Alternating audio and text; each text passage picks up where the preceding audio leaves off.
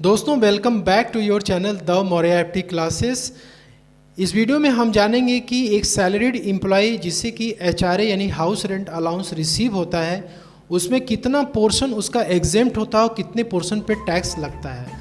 दोस्तों salaried employee चाहे government हो या नॉन गवर्नमेंट हो, हर एक एम्प्लॉय की यही डिज़ायर होती है कि उसके सैलरी पे यानी कि सैलरी इनकम पे जो टैक्स बन रहा है उसमें कितना उसे छूट मिलेगा।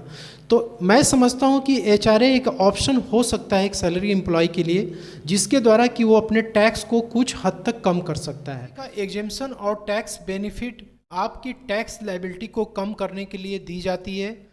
तो यदि एक सैलरीड एम्प्लॉय एचआरए का एग्जेम्पशन चाहे वो होली या पार्टली करना चाहता है तो उसे इनकम टैक्स एक्ट के सेक्शन 1013A के रूल्स को फॉलो करना अनिवार्य है, मैंडेटरी है। दोस्तों रूल 1013A के अनुसार एक सैलरीड एम्प्लॉय यदि एचआरए का एग्जेम्पशन क्लेम करना चाहता है तो उसे रेंटेड प्रॉपर्टी में स्टे करना जरूरी है। तो यदि आप रेंटेड प्रॉपर्टी में रहते हैं तो आप एचआरए का एग्जेम्पशन क्लेम करके अपनी टैक्स लायबिलिटी को कम कर सकते हैं। दोस्तों यदि आप रेंटेड प्रॉपर्टी में नहीं रहते हैं तो आपके हैंड में जो एचआरए रिसीव हो रहा है वो पूरा टैक्सेबल हो जाएगा। दोस्तों जो एचआरए होता है वो आपके सैलरी का ही एक कंपोनेंट है, वो अलग से आपको नहीं मिलता है। तो सैलरी में बहुत सारे कंपोनेंट्स जुड़े होते हैं, उसमें से एक एचआरए भी है जिसमें कि आप एग्जेम्पशन क्लेम ले सकते हैं। हाउस रेंट अलाउंस का कितना पोर्शन टैक्सेबल होगा, कितना पोर्शन एग्जेम्प्ट होगा, ये 5 फैक्टर्स पे डिपेंड करता है। पहला फैक्टर है सैलरी ऑफ एम्प्लॉय, एम्प्लॉय को कितनी सैलरी मिलती है। सेकेंड है एम्प्लॉय ने कितना एक्चुअल रेंट पेमेंट किया हुआ है। थर्ड है एम्प्लॉय को हाउस रेंट अलाउंस एक्चुअल में कितना रिसीव हुआ है उसके एम्प्लॉयर से। फोर्थ है location of rented property, employ जिस प्रॉपर्टी में रह रहा है रेंटेड प्रॉपर्टी में उसका लोकेशन कहाँ है, उसका एड्रेस कहाँ पे है। और फिफ्थ है लोकेशन ऑफ एम्प्लॉयर और कंपनी, जिस कंपनी में एम्प्लॉय काम कर रहा है उसका लोकेशन कहाँ है। तो दोस्तों अब हम यहाँ पे हाउस रेंट अलाउंस का कंप्यूटेशन करेंगे। कंप्यूटेशन हम करेंगे कि एचआरए का कौन सा पोर्शन टैक्सेबल होगा और कौन सा पोर्शन एग्जेम्प्टेड होगा। टैक्सेबल एचआरए निकालने के लिए आपको एचआरए रिसीव्ड में से एग्जेम्प्टेड एचआरए माइनस करना है। एग्जेम्प्टेड एचआरए हम यहाँ से कैलकुलेट करेंगे तो जो आपका टैक्सेबल एचआरए आएगा वो आपकी सैलरी में जुड़ जाएगा, विच मीन्स कि वो टैक्सेबल होगा। एग्जेम्प्टेड एचआरए निर्भर करता है कि आप किस सिटीज़ में रहते हैं, यानी किस सिटी में आपका रेंटल प्रॉपर्टी सिचुएटेड है। तो यदि आपका रेंटल प्रॉपर्टी या रेंटेड हाउस यदि मेट्रो सिटीज़ जैसे कि दिल्ली, मुंबई, कोलकाता या चेन्नई में सिचुएटेड है तो उस केस में एग्जेम्प्टेड एचआरए निकालने के लिए आपको 3 अमाउंट लेना है। पहला है एचआरए एक्चुअली रिसीव्ड का अमाउंट, दूसरा है rent paid minus 10% of salary.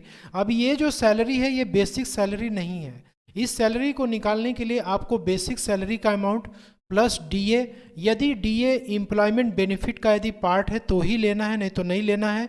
फिर उसमें आपको प्लस करना है कमीशन। कमीशन जो होगा वो आपके कंपनी के टर्नओवर का फिक्स परसेंटेज होता है।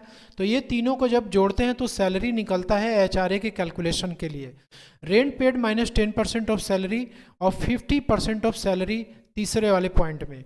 इन तीनों अमाउंट को निकालने के बाद जो सबसे लोवेस्ट होगा वही एचआरए का एग्जेम्प्टेड अमाउंट होगा। ठीक है। यदि आपका रेजिडेंशियल प्रॉपर्टी या रेंटेड प्रॉपर्टी यदि अदर सिटीज़ में है तो उस केस में जो पहला वाला हमारा ऑप्शन है वो सेम रहेगा, दूसरा वाला जो है वो भी सेम रहेगा। जो थर्ड वाला हमारा है अमाउंट उसमें क्या होगा कि 50% की जगह पे हम 40% ऑफ सैलरी लेंगे। तो 40% ऑफ सैलरी हम लेंगे और इन तीनों में से जो कम होगा, जो लोवेस्ट होगा, वो हमारे अदर सिटीज़ की एचआरए एग्जेम्प्टेड अमाउंट माना जाएगा। ठीक है।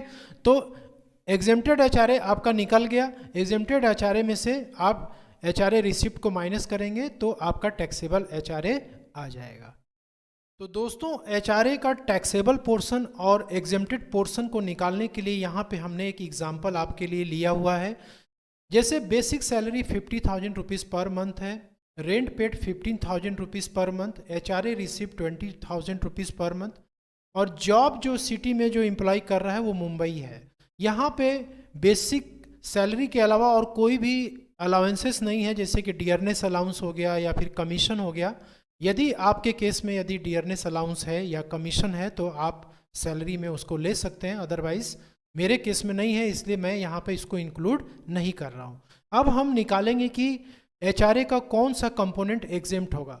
तो जैसे मैंने बताया कि आपको 3 अमाउंट लेनी है। पहले वाले में आपको HRA actually received, which means कि आपका एचआरए 20,000 पर मंथ एम्प्लॉय को मिलता है। तो 20,000 के हिसाब से पर मंथ के हिसाब से पूरे 12 मंथ्स का इंटू करेंगे तो 2,40,000 रुपीज़ एम्प्लॉय को एचआरए मिला। एम्प्लॉय ने जिस घर में वो रहता है वहाँ पे उसने रेंट का पेमेंट कितना किया, तो रेंट पेड 50,000 रुपीज़ इंटू 12 यानी 1,80,000 माइनस 10% ऑफ सैलरी। तो सैलरी हमारी 50,000 रुपीज़ पर मंथ है, तो इसमें 12 से इंटू करेंगे तो 6 लाख रुपीज़ आएगा। तो 6 लाख का 10% 60,000 रुपीज़ आया। अब जो हमारा सेकेंड पॉइंट था rent paid minus 10% of salary, तो यहाँ पे हमारा 1,80,000 रेंट पेड आ गया, 10% ऑफ सैलरी 60,000 आ गया और टोटल कैलकुलेशन हमारा 1,20,000 रुपीज़ आ गया सेकेंड पॉइंट में। थर्ड पॉइंट में अब इनका जॉब की जो सिटी वो मुंबई में है। यदि मुंबई के अलावा किसी दूसरे सिटी में होती, जैसे कि मध्य प्रदेश, उत्तर प्रदेश या कोई और सिटी होती, तो यहाँ पे 50% की जगह 40% होता।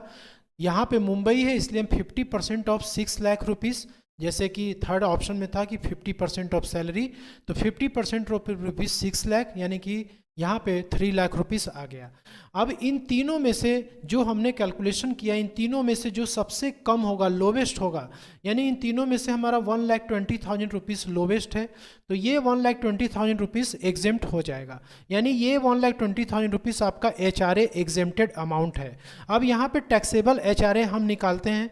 टैक्सेबल एचआरए के लिए एचआरए एक्चुअली रिसीव्ड यानी कि 2,40,000 रुपये एचआरए एक्चुअली रिसीव्ड है और एग्जेम्प्टेड एचआरए 1,20,000 रुपीज़ है।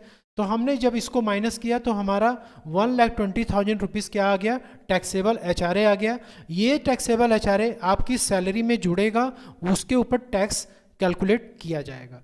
तो दोस्तों यदि आप किसी ऐसे प्रॉपर्टी में रहते हैं जो कि जिसका कि कोई रेंट नहीं है, तो उस केस में यहाँ पे जो आपका टैक्सेबल एचआरए होगा वो पूरा 2,40,000 रुपये ही आपका टैक्सेबल होगा। ठीक है, कोई एग्जेम्पशन आपको नहीं मिलेगा।